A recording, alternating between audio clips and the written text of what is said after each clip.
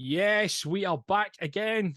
When the needle drops, I am your host, Maka, and we are back with another episode. And this week, Glaswegian blockbuster, I would say. Been trying to get this guy on for, I'm going to go a year. I would say a year, and every time we've tried it, 7 o'clock seems to be the go-to. We've always said 7 o'clock, and it's just for whatever reason, it's never worked.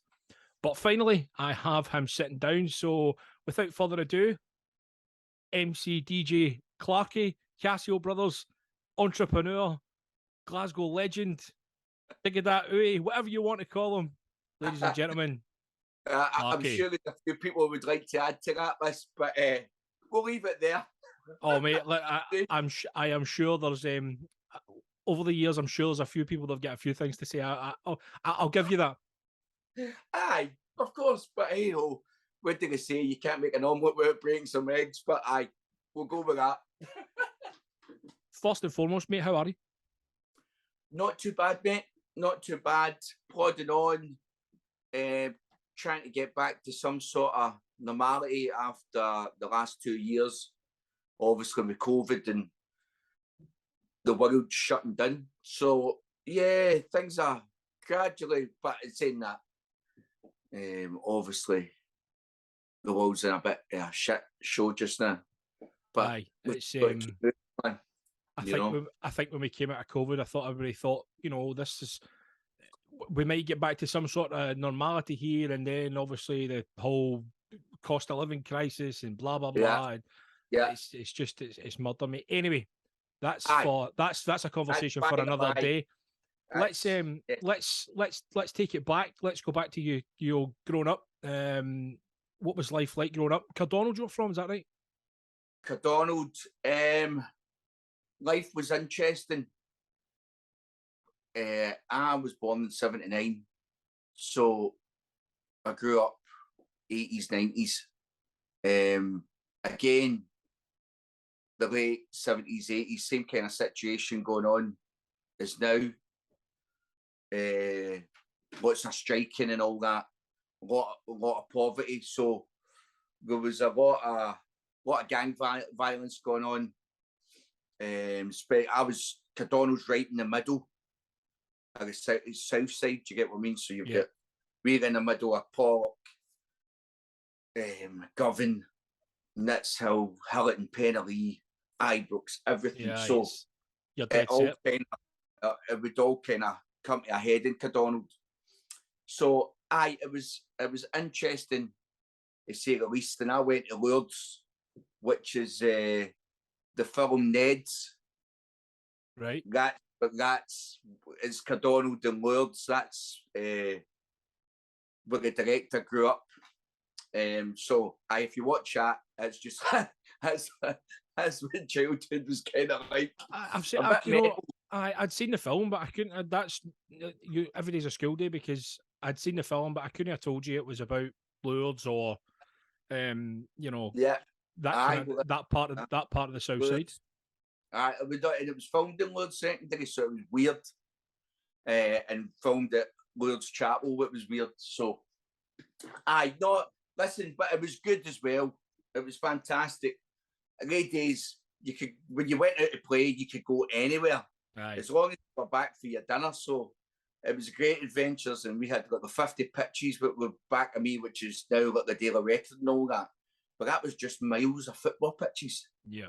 You could just go and disappear for the day and get on your BMX and go wherever you wanted. As long as you were back, there was no mobile phones, so nobody could get you. So that was the days where you were told be back at a certain time, and if you weren't back at a certain time, it was timed. It was like get back before it starts looking like it was going to be dark. You know what I mean? There wasn't a set time. Before it was dark was the time. Unless you had like a wee Casio watch or something. Do you get what I mean? But that wasn't. So as you say there, off subject, you say their Casio watch. Is that a kind of a prelude into where we might be going? Well, maybe or calculators. Only thing I'd done in them was write boobies right enough. But oh, I mean, did everybody know right boobies? Well, of course, exactly. That's why you done it. But it was better than algebra or anything like that. But aye, maybe a wee sight into that, the old Casios. But it was a totally different days. Kids were kind of free. You went out and you could really get up to whatever you want to get up to, as long as you get back before it was kind of dark. You know what I mean? When the sun was gone. Then, so, mate, that was it. The early 80s, 90s, and like I say, that's the same kind of situation was going on. So it was tough for people, but again, people make the most of it. You know what I mean? Absolutely. So, what was your kind of was it in Lures where you got your first kind of introduction to music, or was it outside of school? Or well, music, it's always ran in my family. My dad was a guitarist and was in bands all his days, so he was getting me to sing since God knows, as long as I can remember. If he was practicing something, he would get me to sing. He would say, "Gonna you put a vocal on that and let me." I've got it. Well, that would have been. It was more putting a vocal. That's got today's terms in it. I've got to stick a wee vocal on this thing I've got happening. Then it was just gone right, and the words would be written down. It goes like this. Do you get what I mean? Of course. You couldn't Google lyrics, say anything like that. You were writing them on a bit of paper. Try and work it out, and half the time you were getting it wrong. You know what I mean? It's the beautiful thing about lyrics. Then that it was whatever you interpreted it to be. But he would have me singing like Motown stuff, early Michael, like the Jackson 5 stuff, Temptations, all that kind of stuff. So I was singing, I don't know, a very early age. So I take it like Motown, R&B and stuff like that were your first. But then my dad was a strange character. He would turn up and he would have he still is a strange character, but he would turn up with a Wuzzle Gummidge tape, and then but he would also give you a Bob Marley Legends tape. You know what I mean? One extreme. And that's when I was like 7 or 8. So, and I walk about a 7-year-old. Shut the sheriff. You know what I mean? It's probably, you speak to kids these days, and it's so weird that they're still listening. You're saying tracks like that they're still listening to tracks like that these days. You probably noticed that as well with your own kids. Well, with us as well. I'm kind of moving forward, but that's when you get to a certain age, I think you start looking back, because for us, we were listening to The Doors, Pink Floyd, obviously the Beatles, and you get, you go back. It's a lot easier now to go back than then, because you basically, whatever your parents' record collection was you're going back. You get what I mean? Or what your mates had. It wasn't as accessible. Do you get what I mean? Now, you've got Spotify, Deezer, whatever it is, Apple Music, and you can touch your button. You can download album upon album. Or YouTube, you can find old footage. But back then, you really had to dig for it. Do you know what I mean? So, I think anybody's into music, I think by the time you get about 12, 13, you start trying to find what you like and going back, and where stuff originated from. And now it's samples, and you can hear. Now it's weird because the 90s are like the 70s for me. Yeah, so absolutely. So that's the rave revival, or that rave sound, which is getting bastardized in every pop chart. Definitely. I mean, you'll notice the big producers these days. There is a majority of samples from the 90s. A big, massive, and the thing is as well, the big record companies bought them all up, Sony and all that. So they done it for the compilations at first. compilation CDs, and they made a fortune out of that. And now, so you're like, say your original artist ain't getting a penny. Yeah. For any, but hey, because it's been the sample's been sampled and sampled again. Especially, I mean, don't get me wrong, you know, and we're all guilty of it. We've all done a wee bootleg here and there. Oh, 1,000,000%, mate, 1,000,000%. When guys are making gazillions off it, then that's no fair, you know. No, I do agree that there should be an aspect of the original artist making something from it.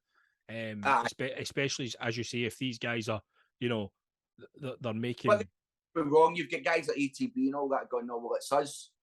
You know, we'll do it. We'll remix our own stuff. Aye.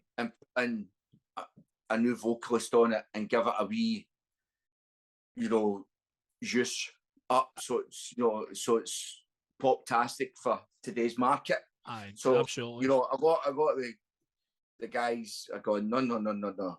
We'll do it. You'll know do it. We'll do it. So, aye. But anyway, definitely, that's. I think you get to an age, and you want to find where it all came from originally, and we definitely done that. Yeah, definitely. So, with you, obviously, with you talking there about, you know, putting vocals onto some of the stuff your dad was doing, was that your first kind of look into, you know, using the mic and finding your voice and well, maybe thinking into your head, there's an avenue for me to go down here? Well, there wouldn't have been a mic involved. He would have been playing acoustic guitar probably. When we were doing it, it would just be like a wee jamming session. Right. But again, I think, and that was either Michael Jackson and all that. So everybody wanted to dance like Michael Jackson. Of course they did. And so there was, you know, and nailing the moonwalk and all that part, which I managed to do, and getting into a wee bit of breakdancing and all that. Plus, I think I was just, and probably still am today, you know, a natural show off. No, Clarkie, you've never been like that. For all the years that I've known you, I can safely say that you've. No, I mean, it's hard to believe, but no, definitely. So I think it just came natural, and then there was like school talent shows, and if it was the school discos, I'd be the one in the middle doing the running man and all that. You know what I mean? So I definitely. And then obviously hip hop. I was a skateboarder, and hip hop became a big part of that. Like some Public Enemy and Beastie Boys and Run DMC, De La Soul and all that. So that became a big influence in me as well. Probably that's where. Well, that is definitely where the MC thing came from. Yeah. Before I was ever an MC, because I was into all these rap and bands. Aye, definitely these kind of late 80s, early 90s. And you hear that hip hop bands. And you hear that in everything I've ever done. I plagiarise it to death, but as we all do, as my generation MCs, you know, were heavily influenced by it, and you can tell with all the MCs from my era, you know, we're all doing Public Enemy bits and Run DMC bits and Beastie Boys bits, and so that's just what influenced us, you know. Right. So I mean, I can imagine those times, these kind of bands would influence a lot of guys that, you know, were into that and wanted to pick up a mic and thought that they could do what these guys were doing. Yeah, well, definitely. But it was new. I mean, what was the first record was 1970. The Rapper's Delight was the first hip hop record that was released. Obviously, it'd been happening in New York and Harlem and all that for years, because it was a block party thing. And DJs, a guy, DJ Cool Huck, and like Grandmaster Flash and all that. But it was the breaks, that's how it started. What they were doing is doing a merry-go-round with the breaks, that the funky drummer, whatever it was, James Brown. Mm-hmm. And then guys would just start doing wee raps on top of it, and that's how it all came about. But I think for us, it was new, like rave culture, and rave and hip hop were the same thing for a while, you know. And they were part and parcel for a long time. Played what a Public Enemy, Mantronic, and all that. King B, Backed by Dope Demand, and all that. That was getting played in the raves, you know. So because that was a new sound, hip hop, house music, rave music, you know, all kind of came at the same time, and that was our music. Yeah, you know, that was my generation's own thing. Whereas my dad and my mum, it was the Beatles and Pink Floyd and the Rolling Stones or what have you. So that's kind of where that get fused together. Mm-hmm. But again, and I was starting to go to nightclubs, but it wasn't in my head. I wanted to be a DJ. I didn't want, MC never, it was just an opportunity. When I arose, then I ended up becoming an MC, but I really wanted to be a DJ before that. But that's just what happens. I was just at the right place at the right time. Yeah. How many people have you heard though that they've said that they always, the first thing was they always wanted to be the DJ, and you know, there was avenues for them to go down and opportunities for foots and doors, and they took them.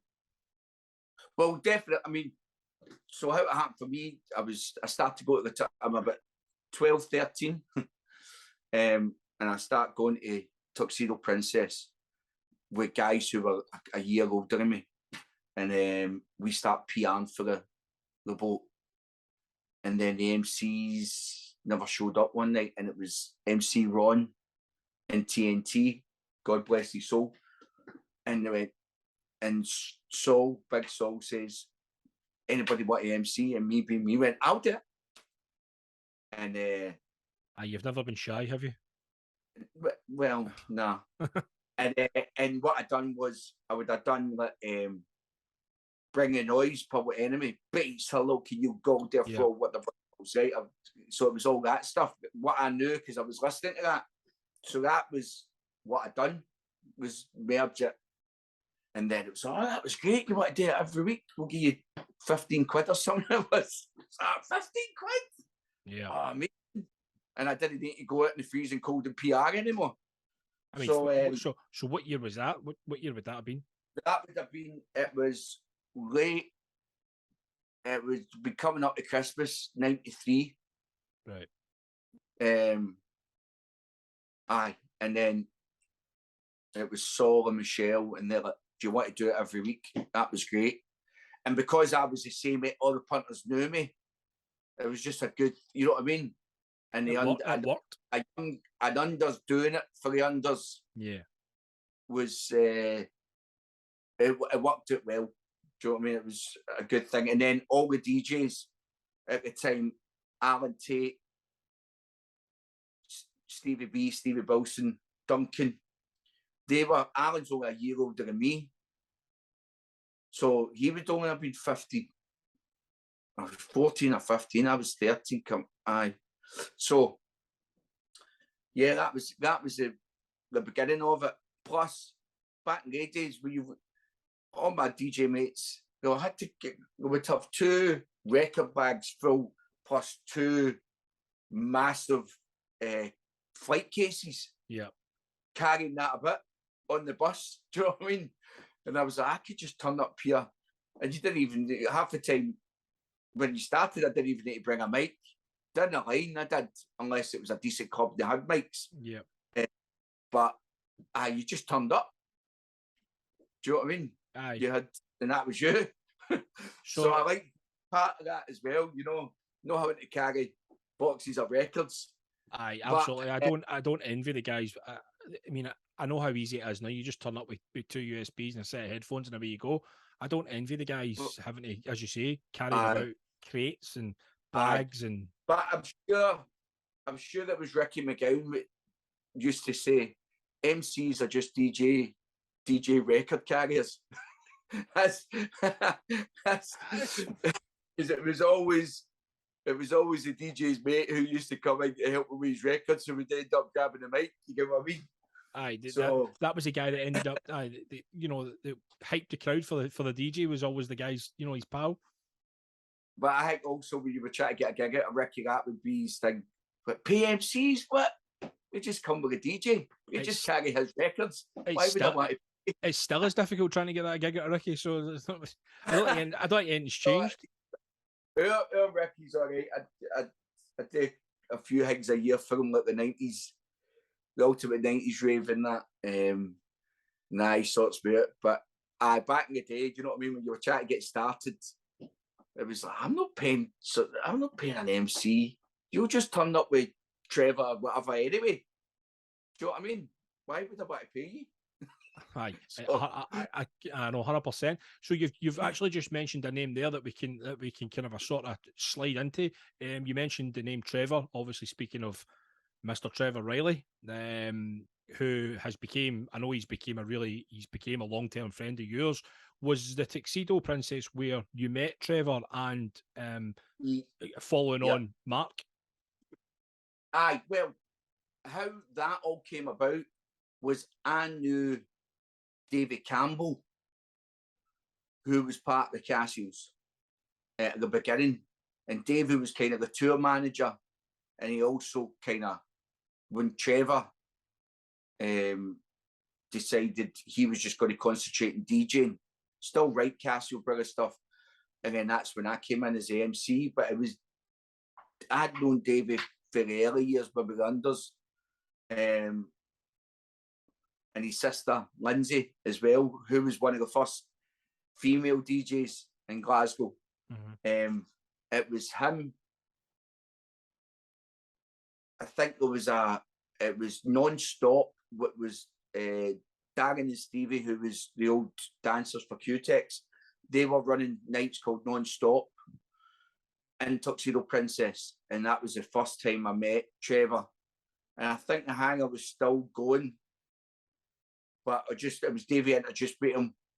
Then that was probably, I'd say that was 94 maybe. But it wasn't until 95, before 96, that, I met them again. Trevor was looking to lead Casio Brothers. I was the MC in Hamilton Palace, over 18s when I was 15. And the guys, I think David already said to me, look, we're coming to Hamilton Palace. I'll put your name in a hat to get the frontman job for the Casios. So we'll be watching you, so you'll give it everything you've got. So that was it. They turned up, and I can remember the girls and watching me intensely, everything I'd done. And then I get a phone call, right, that was great. Mate, nice to meet you. And then I think I get a phone call on the Wednesday saying, how do you fancy becoming a Casio brother? And I said, that's amazing. And then the week after that, I was in the Coliseum with him in Sunderland. And then the week after that, I done the Fubar and Resurrection in the same night. And I was just like, this is amazing. So that's how, so that was, we're not close off for 30 years. Me and Big Chev, we've had our ups and downs and roundabouts, but he's up there. He's, if not my best mate, because we've known each other. We know each other inside out. Yeah. He's always there for me. I'm always here. So, and we're still here, which is quite amazing as well.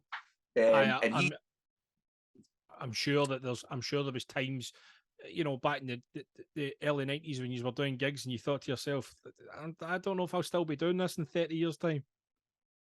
Oh God, no, you're only doing, definitely not. You thought, and saying that though, when I joined the Casios, Trevor was in his mid-30s, well, 30s. There was a point when I was 18, Trevor was 36. So I think he's 18 years older than me. So although Gail thought I was 21 or 22, because I've been lying about my age forever, because I had to. Absolutely, of course, you know what I mean? So, and eventually, and it was this big secret. Well, and me, it was getting me down. So I was supposed to be 21, but I was actually 18, and we won the Boulevard.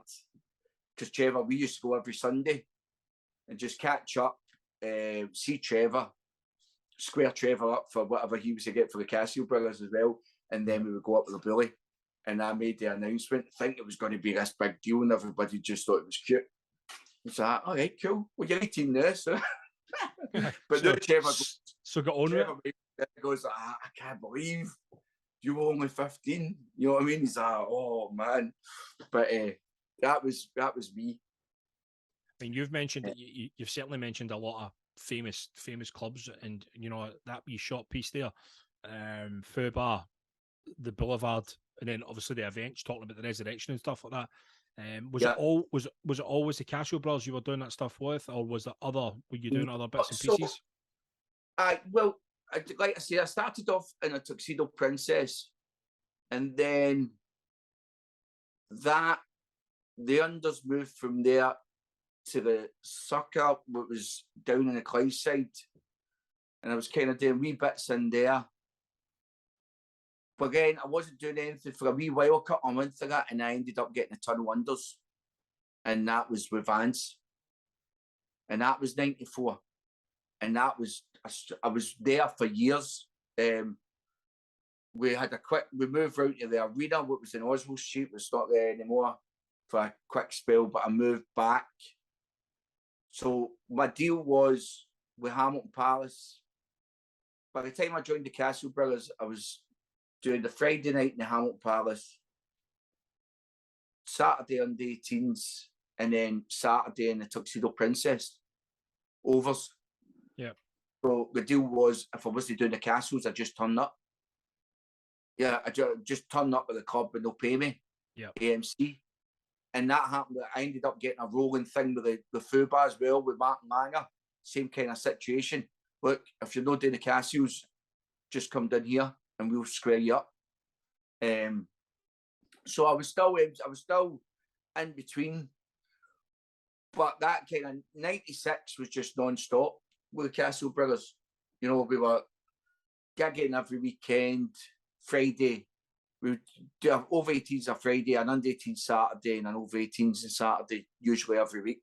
And we were in Belfast it felt like every week for a long period of time.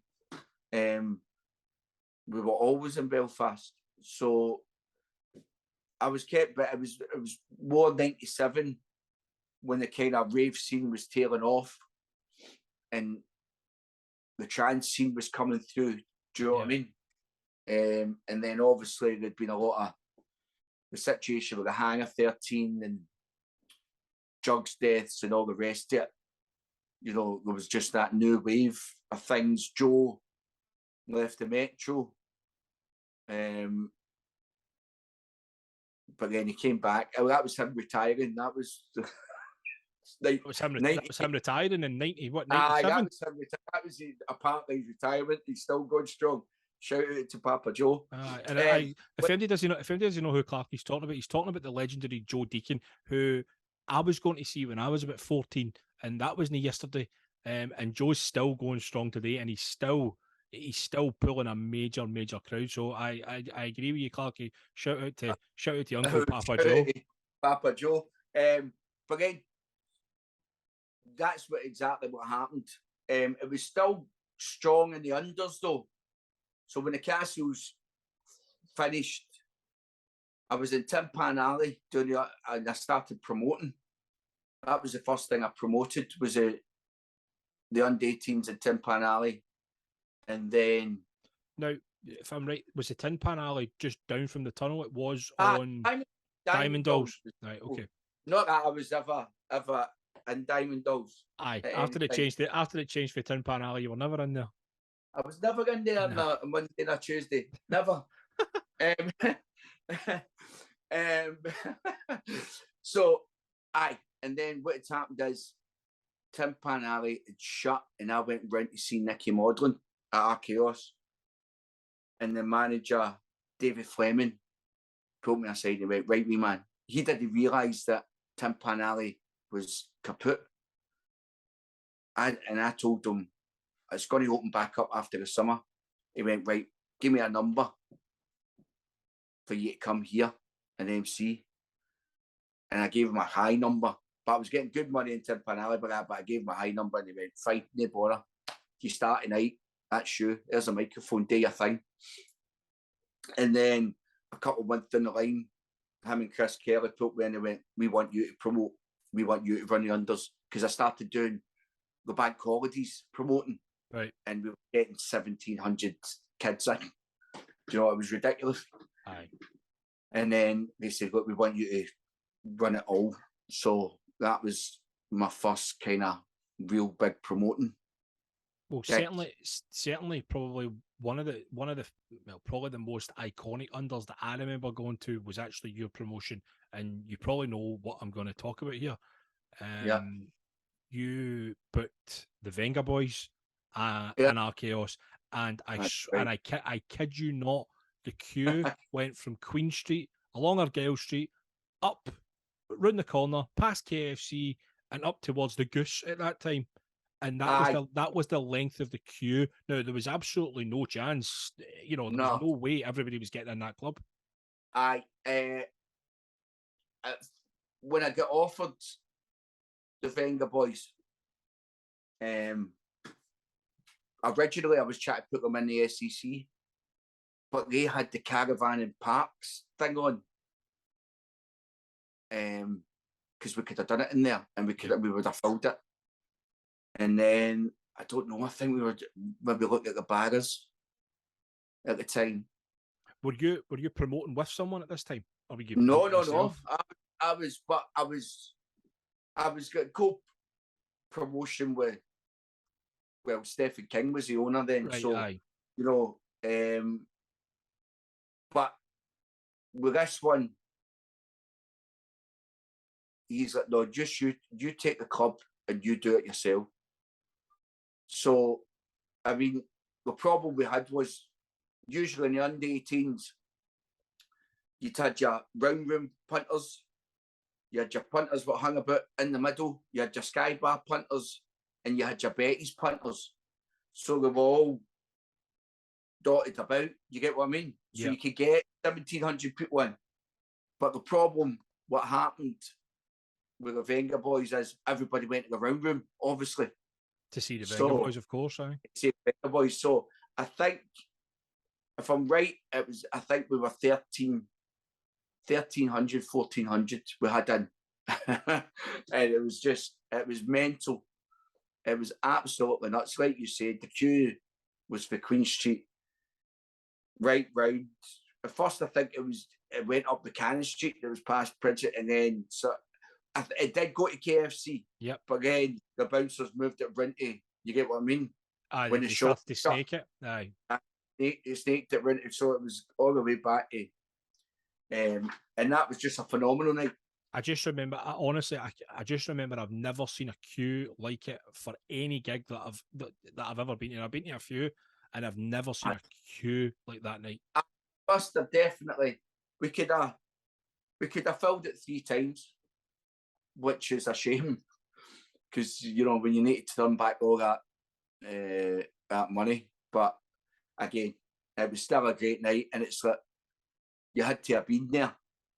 Do you get what I mean? It was only 30. Definitely. We witnessed it. So it was a class night, and that kind of, I think that gave me a wee bit. Although I was, we do well with the under 18s, and I was getting recognised for being a promoter. I think that's what really stamped me. Gave me because that was a big gig. You know what I mean? To pull off, and I was the first person to get Venga Boys in Scotland. Yeah. So that was massive. So no, it was great. It was an amazing night. God, I was only 17 or 18 at the time. It's mad. It's absolutely mad. We spoke in the first part there about famous clubs, Fubar, the Boulevard, our Chaos, and we finished on that by talking about the massive Venga Boys gig. You know, Clarkie, you'd said there about that was kind of your road into promoting. What was next? What was next after that? Was there more gigs, or was there something else? Well, no, I was at Chaos until 2000, and then what happened is R&B and hip hop kind of came into the scene as well. Yep. So, and that was taking over all the dance clubs, you know. So I ended up for 2000 till about 2004. I was DJing, if you remember, Drummond's. Yeah, that's right. Very, very famous or infamous pre-club. Yeah. So I was doing that. The bottom of the town had kind of went R&B and hip hop. The tunnel had went full R&B in the main room. Yeah. Because the tunnel had been sold. Ron McCulloch had sold it, and Donald McLeod had acquired it. Yeah. And then you had Cube as well, which was across the road for our Chaos. Our Chaos, I don't know if that went kind of R&B for a wee bit, but the top of the town was still dance music. Vicky's was still dance music. Yeah. Savoy done a wee mixture, and then you had C as well. No, well, Destiny. Yeah, that time Destiny. Yeah, of course. Which was kind of R&B to start with, but then it was like clubland stuff was coming through, and that's what I was doing in Drummond's, and I was doing. I think at one point I was doing Friday, Saturday, Sunday. And at the time, I think I was a bit miffed that I wasn't doing a club. You know what I mean? Like it was a step down. But now, looking back at it, it was great. And that was, I started really getting into DJing, like proper. I've always been into DJing since I was 13, 14. But in our Chaos and Betty's with Scotty Boy. Shout to Scott McCartney there, definitely, Scotty Boy. Yep, big shout to Scotty Boy. And so Betty's mayonnaise was like our tunnel. Right. And I was working in 23rd Precinct as well, in between that, which we missed out. So, you know, I was getting all the big tunes. Do you know what I mean? So, me and Scott, and it was brilliant. Betty's was fantastic. So, I think as well that I had a mad notion that I wanted to retire for MCing as well, which is a bit mad at 19 or 20. Do you get what I mean? And I wanted to just fully concentrate on DJing. But yeah, I ended up in Drummond's, and that was a great experience because it was like doing a wedding, or you know what I mean? You were DJing for 5 hours. Yeah. Well, at least 8 to 12, I think it was. And you were playing a total mixed bag of stuff. Do you know what I mean? Yeah, having the opportunity to build your own night.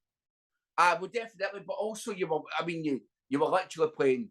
I think I would be playing R&B stuff, and then you could even be playing a bit of. If you had an older crowd in, you'd be hitting it with High Ho Silver Line and all that. Yeah, yeah. You know, it was right across the board, and I think at that time I was a bit like, oh, that's, you know, my cred and all that bullshit. Yeah. You know, but looking back at it, it was that's when I learned how to really what being a DJ is really about. You know what I mean? And yes, we want to mix it and blend it, and now it's all mix and key, which I'm all for as well. Do you know what I mean? The art of mixing is a beautiful thing, but also what Papa Joe Deaton was always good at. He knew what record was coming next. Yeah. You know, he knew what to play and when. And that is more powerful than the mixing, because if you can't read a crowd, then the mixing, you know, doesn't mean anything. You know what I mean? So, so Drummond's, I was there, I don't know, 2-3 years or what have you. And then Dylan would have been about 3. So I was working in a bank. I was working in Clydesdale, for Clydesdale Bank, kind of call centre, Barclays Bank actually. And it wasn't until I got a phone call for John Thompson, and he'd just taken over the Sundays. He was always doing a bit in Vicky's. John was like the cover. If whoever was away, John would get a phone call. But would that have been for Vance at that time? Well, no, I don't think it was for Vance. Was always a Sunday. Yeah, it was maybe Steve Clarkie, maybe by that time. I know Dave was away. I think Vance was away as well. Right. I think that's how John. I don't know if Vance has started Silver. Vance, no, Vance wouldn't. Vance definitely wouldn't have started Silver then. Vance, I mean, Silver wasn't coming about till about 6, 7. Aye. Yeah, I don't know what happened, but anyway, John ends up on Sunday, and there's bands on, and John, he's phones me. He's like, "What are you up to?" And Sunday, I says, "Nothing. How? What's happening?" He said, "Listen, there's bands on. I can't talk on the mic. You need to come up and you need to announce these bands for me." He said, "I'll square you up. Just gonna come up." Aye. I said, "Please." But obviously, me being me, do you know what I think? I'm just going to announce the bands and leave? Nah. No. So I tell a wee bit before each band, and this is when it was Vicky's was studio. Right. It became studio. I think that's a big part of it because it just changed the studio. And Rob Smith, who was like the managing director, was like, "I hate MCs, but I like what he does." And I had toned, that's when and this was Dave C.L. Young, who's a very good friend of mine, a mentor. And also Trevor and Joe, what they done. So I toned it right down. So when I was speaking in my own accent. You get what I mean? And I wasn't laying it on as thick when I was emceeing. It's more a singing thing I was doing. Yeah. And that's what that just clicked. And before I know it, that was it. I was in Vicky's. And then before I know, me and John are doing great. And then I ended up getting the market manager's job in there. And big shout out to Richard Pollock. He was the first manager. We had a wee altercation. Is that what we're calling it these days? An altercation? We had an altercation. He liked a drink, put it that way. And me and Johnny came off the decks, and he went, "Hey John, steam it in a slur. Your mixing was non-existent, and you never shut the fuck up." And one thing led to another. And one thing led to another. So then I get the bullet. And where did I end up? I ended up going to, I was doing stuff with Andy Perry, Mark. I ended up in Silver with Andy and Mark. Right. That's what happened. I went down there.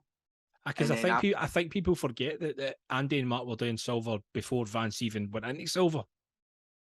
What? No, was that? No. No, they would. Well, as far as I can remember, I could be wrong, and I'm sure if I'm wrong, if I'm wrong, Vance will correct me. He was doing the Thursdays and Saturdays. It was his club. Yeah, no, but as far as I remember, it was his dad's club, and he was never involved to begin with. And then he got. Maybe that's the case. Yeah.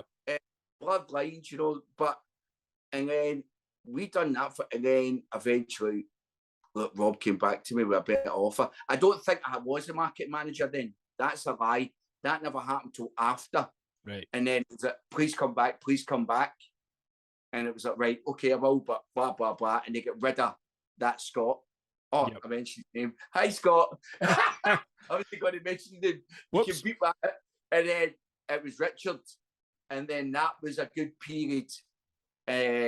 And we get, I think Vicky's, I was doing all right, but I wasn't doing great. But we get the Fridays up. Fridays were me and John all night, and we were getting 700-800 people. Yep. I mean, now on a Saturday night that would be unheard of. Never mind a Friday night. Well, Saturday night I was getting 1,000 people, and then Sunday we were getting 400 or 500. Yeah. You know, so no, Vicky's was great for that period of time, and then I don't know what happened there, but I came away from, no, what had happened is David went into, eventually the whole dimensional thing happened. Yeah. And that's the way it went. And obviously David was, because numbers were kind of dwelling, but David was getting like over 1,000 in every Friday, remember? Yeah, no, 100 enough. I mean, you certainly can't take that away from Bucky and Vicky's at that point. No, with Dimensional, it was something new and it was different, and it worked. Well, now we're talking about that. We were still doing what we were doing with Sunday Club, and right, okay, that was me, David, and Scott. By that time, I think Johnny took a bit of a hiatus because he went to work in the airport. Right. So Bucking, big shout out to Davey B. He was doing Dimensional, and this is another true story. When it was originally in Becky's, Davey was like, oh, "You need MC, you need to get into this gear, Dimensional." Mm-hmm. I just couldn't get my head around it. You know, I couldn't MC it. I think it's a bit like Marmite. It's either for you or it's no. I mean, and again, and this is when as well that Paul Zitkus and that were coming through, and what they were doing was their thing, but it wasn't my thing. You know, it's there's elements to it, but you know, this was the new the Spanish hardcore, the PC DJ stuff, which is great. No, and more power to everybody involved in it, but it wasn't really our thing. And then I think David had left Vicky's. He went down to Silver. I came back to Vicky's. We started United Nations of Dance. Glory days. And we were in Vicky's for, I think we were in Vicky's for 3 months. And it were great gigs. We were getting 500, 600, 700 people. But then David decided he wanted to come back to Vicky's. You know, and obviously we got a lure of 1,000 people every Friday for Dimensional. So I had went into 23rd Precinct to see Mick Patterson. Big shout. Big Mick for the tune. Yep, Mick for the tune. Big Mick for the tune. And I'm saying to him, I've got this gig because I had Lois Enforce booked, but it was the Enforce versus Dan Styles PA. Yep. Do you know what I mean? So that was cheeky as in the promotion to putting Dan Styles. But I think as well that's what Vicky was saying, oh, there'll be a backlash if Dan Styles doesn't turn up. I said, I'm saying it's a PA.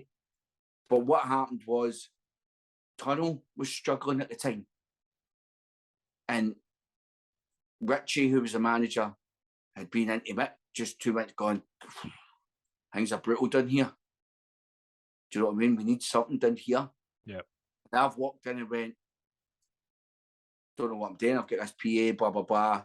And it's not happening in Vicky's anymore. And Mick's like that. You need to speak to Richie. And he phoned Richie and went, look, told him the situation. And I went down to the Tunnel then and there. And we get the first United Nations of Dance sorted. Yeah. I think it's August 2008. It wouldn't be far away from that. I would say so. 2007, 2008. 2008, I think it was. And I think we got 800-900 in. And then, and I had already done my flyers to go weekly. And then we took the Friday on. And it was all right. it started. It was okay. I think for the first couple of weeks we got about 300-400, and then October, the Friday landed bang on Halloween. Aye, incredible! It was literally incredible. And we had Rebecca Rudd, shout out Rebecca. That's right. From Ultrabeat. And it was outrageous. We had about 1,300-1,400, and then we never looked back for that. I think every Friday we were getting 700-800. You know what I mean? Without a band. Yeah. It was just mental. We just really, and the thing was, Tunnel were coming off the back of the R&B thing. So they were still playing, but that wasn't working anymore. And looking at the crowd in there, I knew if we brought the clubland thing down there, it would just go off. Yeah. You know, bring that music back. And it did. So, and then also, I was bringing guys in like Scott Brown. You remember Scott? Remember Scott Brown plus Fat? That's right. I remember that. Remember that? And you came on board. You were doing a bit of MCing, and I got Scott Brown and Mark Swift, and then I had the idea of bringing George back. Yeah. And at that time, George hadn't been doing much, but I think it was in a pipeline to try and bring the show back. And with the two things aligned, you know, that definitely kind of was part of the GBX thing as it is known now. Yeah. You know what I mean? So that was amazing. And then we took, obviously, because we were doing like 700-800 on a Friday and they were getting 300 on a Saturday. Aye, that's right. I remember our Fridays were far out doing their Saturdays, and there's something far wrong when that's the case. Yeah. So they came to me and said, "Look, got to sprinkle whatever that magic is you've got on a Friday. Can you sprinkle it on a Saturday?" And so we went in. I went on a few Saturdays just suss out what was going on. And the big problem, and what I could see, was the main room was full. Or there was the majority of people who were there were in the main room, or they were in the VIP room. Yeah. But the wee room was just a walkthrough. It was just a so we kept I kept the R&B vibe, although there was starting to be a crossover with the Guetta stuff and all that. That's right. I kept that in the main room, but then I put Harry, John Thompson, Harry 40 Miller, shout out to Harry and John. I put them in room 2, and within a month. Plus, we had the major poster campaign. Remember, you couldn't move without seeing something. Yep. Without seeing a Tunnel T all over Glasgow, and I think within 2-3 weeks, 4 weeks, we were getting 1,400 people in a Saturday. Yeah. You know, so and then So at that point, then, I mean, it's all right to talk about it now, but at that point, then, I mean, you must have been making pretty good money for yourself at that point. Allegedly. Shout out to HMRC. Aye, no, it was mental. I think your tax only goes back a few years anyway. I wouldn't worry about it. No, it was mental, mate. It was like they were the crazy days. You know what I mean? Yeah.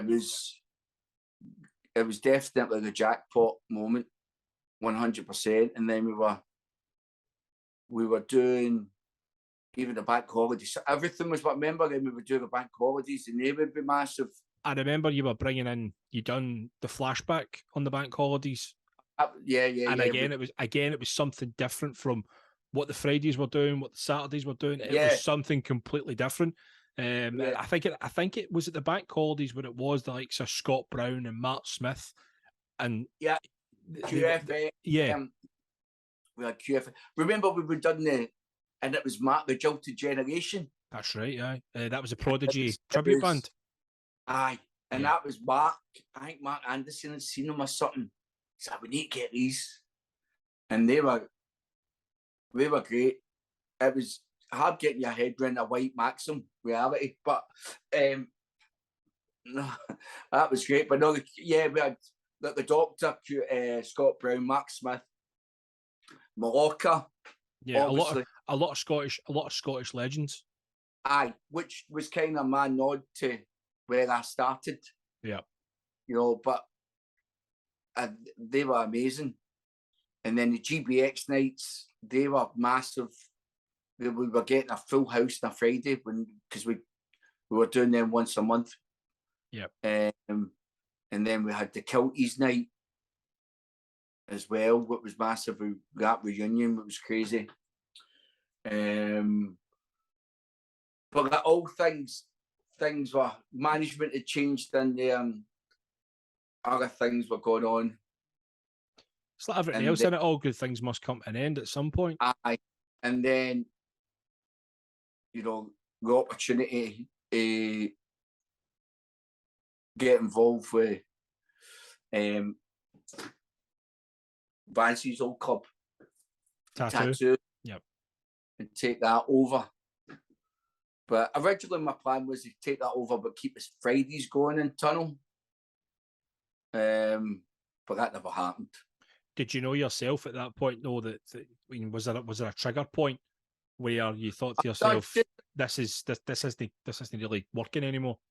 No, it's not. I think what happens as well, that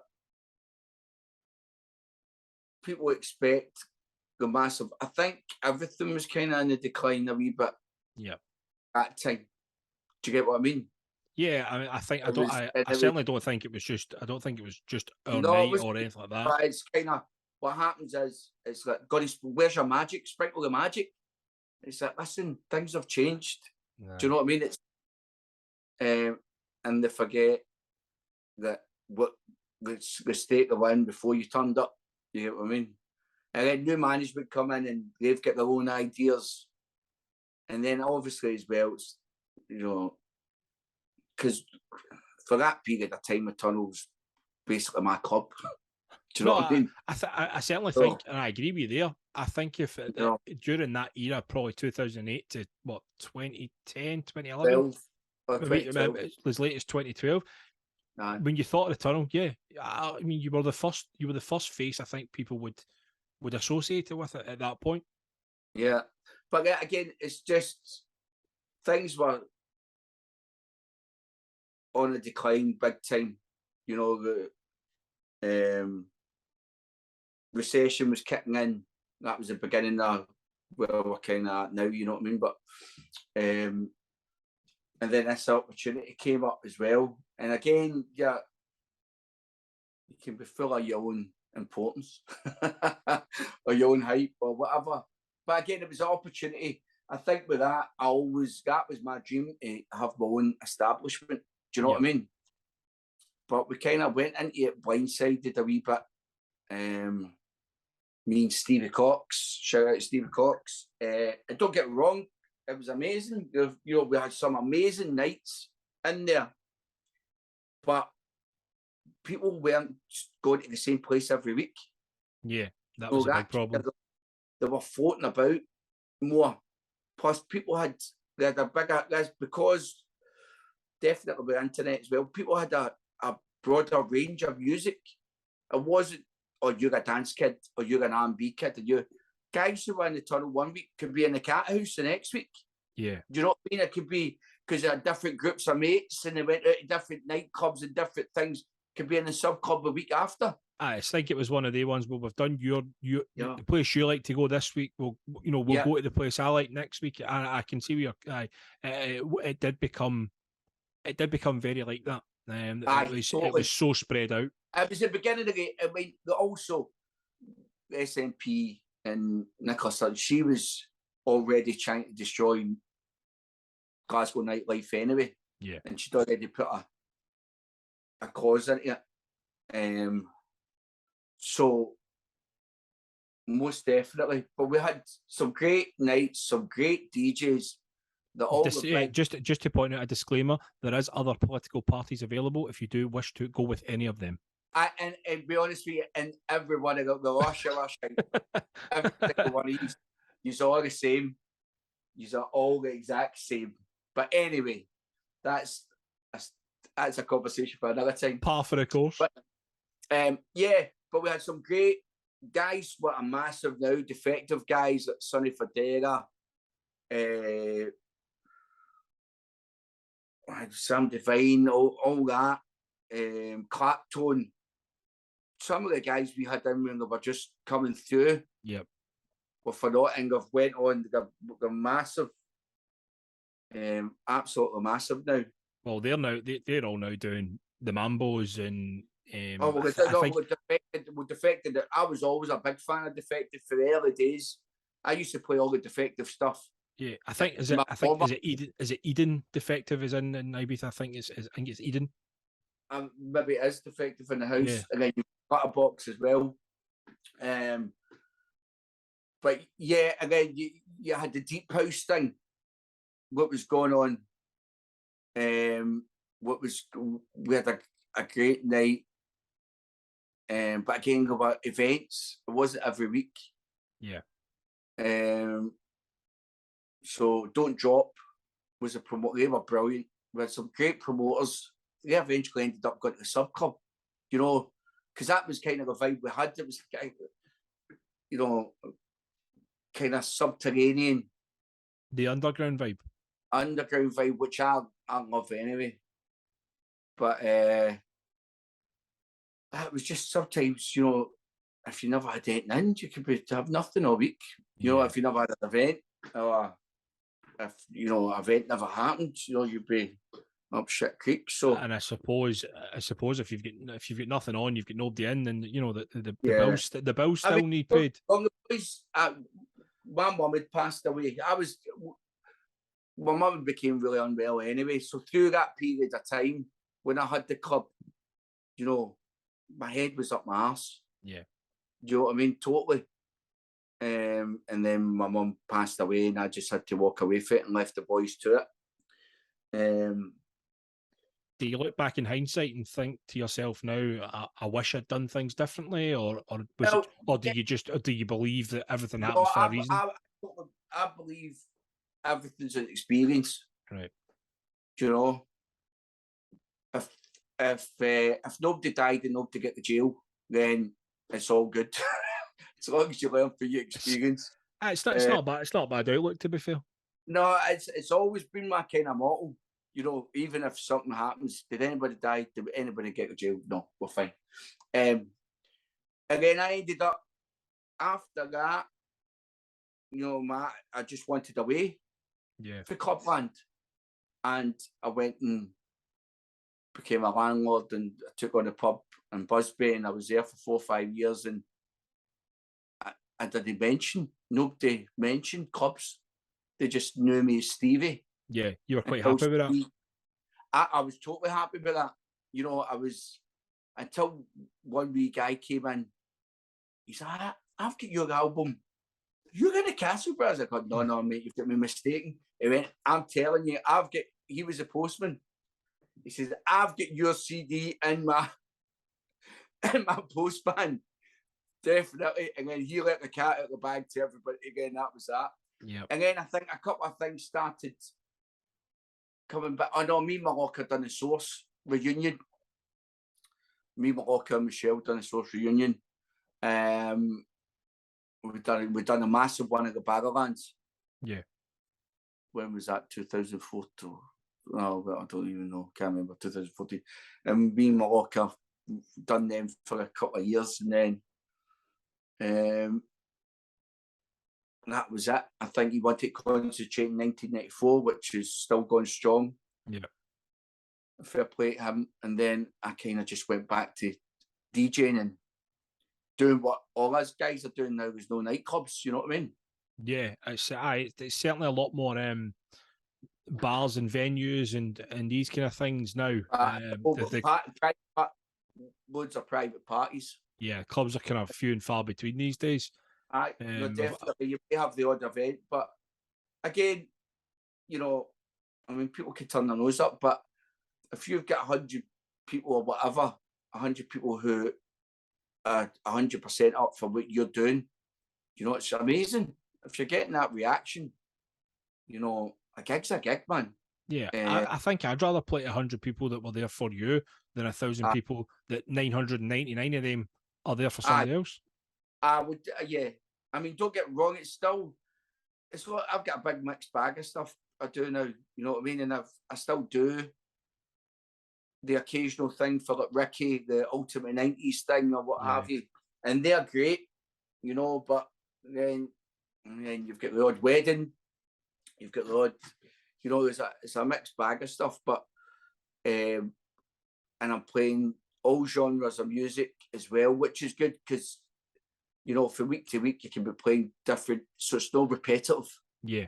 You know, and plus if you're doing a wedding, that is when, you know, you separate the men for the boys because you really need to roll with the punches. Do you know what I mean? You need to step up. Absolutely. You need to step up with these kind of things. And you can they'll give you a list of things, but you've got to fill in the gaps. Yeah. And that's a jigsaw. And when you nail that, you know, then that's it, the enjoyable thing. Carrying the gear about the speakers and the DJ box, all that. It doesn't help. No so keen on that. Definitely not. I mean, well, I'm 43 next week, mate. So I ain't getting any younger. But 43. Things are good, man. I'm still doing the odd tune. You know what I mean? Now and again, me and Trevor, last couple of years, we've done 2-3 things together, and then I've done that kind of remix editor, Beach Ball, which cheers for playing on Saturday. No, absolutely, mate. Any support that I can is always there. People know that, especially guys like yourself, because we've been friends for a long, long time. But I mean, again, with the music thing, it's well, I've wrote an album with another guy, but it's a completely different thing. It's kind of on a massive attack. It's quite cinematic funk. We're nearly finished. We've got 13. We wrote 30 tracks, and we've narrowed it down to 13. This was during lockdown, and we've done it remotely. Yeah, you know, he was sending me stuff, I send it back. So, and it's got nothing you would imagine me doing. But with the dance stuff, you know, it's just something I like to do. But I'm not expecting I'm going to have a massive hit, or you know, it's not for that reason. Yeah, it's just something. It's purely for your enjoyment, of course. Well, obviously, with the cruising thing's synonymous with me, obviously, and it's amazing how kids, obviously, their parents were coming to Vicky's and had the CD because it was just something I freestyled. I just, and there's elements of MC Voyager Dimension rap in it, right? Which I didn't even realise at the time because that's came in the bass line down, and I've just done that. And the only reason why it became a thing is because we were recording every week. Yeah, and because I remember getting the CD, and it was recorded, and then all of a sudden, everybody was doing the rap. I never done it the week after, and people were like, "Where's the rap? Where's the rap? Why have you not done that rap?" And I had to go back and listen to it and write because I wouldn't listen to the CDs. Yeah, but I won't listen to this for a long time. I can't deal with it instantly. I'm like, oh, should I have said that? So I had to and go, what did I say in this? And I mean, if you listen to it, it makes no sense. It might not make any sense, but you know, digging that out has just the digging that out is all it. And I don't think people go, everybody's got their own version of that. Oh, 100%. 100%. What's that? That they get or whatever. People have got the here. But I mean, the thing makes absolute no. It's a nonsense, but it's still even. There's kids doing it. Do you know what I mean? At parties.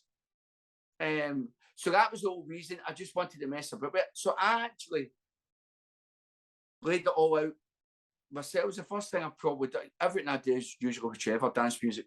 Yeah. But this was something I had done. And then big shout out to Trevor and the Digital Heroes. Trev's doing his production and DJ school. Yeah, Digital definitely. Heroes, Definitely big shout out to the Digital Heroes down at I believe yeah, they're in this. Is Trevor in the same place as James and Mark?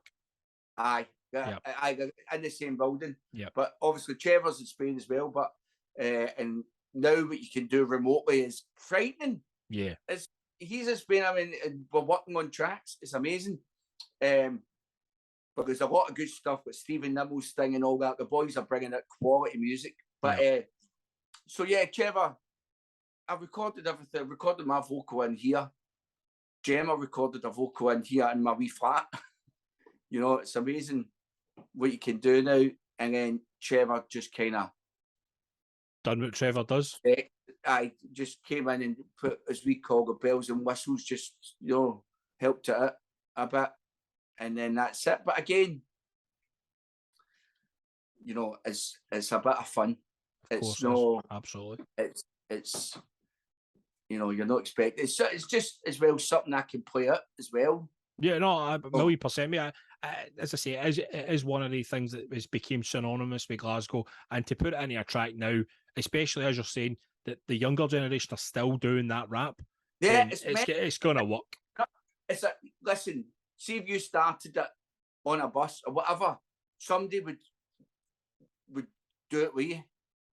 It's mental how many people, how it's became synonymous with Glasgow. Yeah. You know, it's crazy how many people know it. Or even if you do I'm Feeling It, there'll be somebody who does the rap. Go moving. You get what I mean? Definitely. As well, I'm Feeling It, and with the football thing and all that. Yes, it's all came to a head in the last kind of couple of years. It's the time for the cruising thing to come back.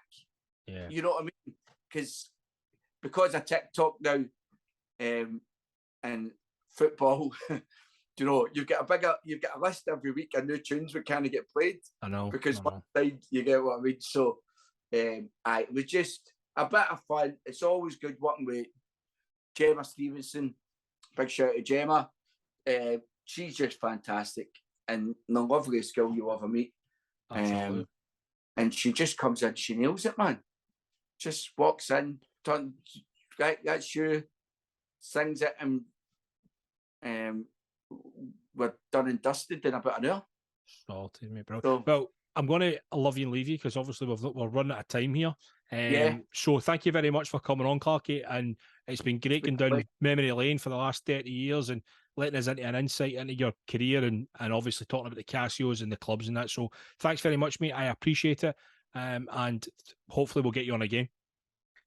Excellent, mate. Good to talk to you.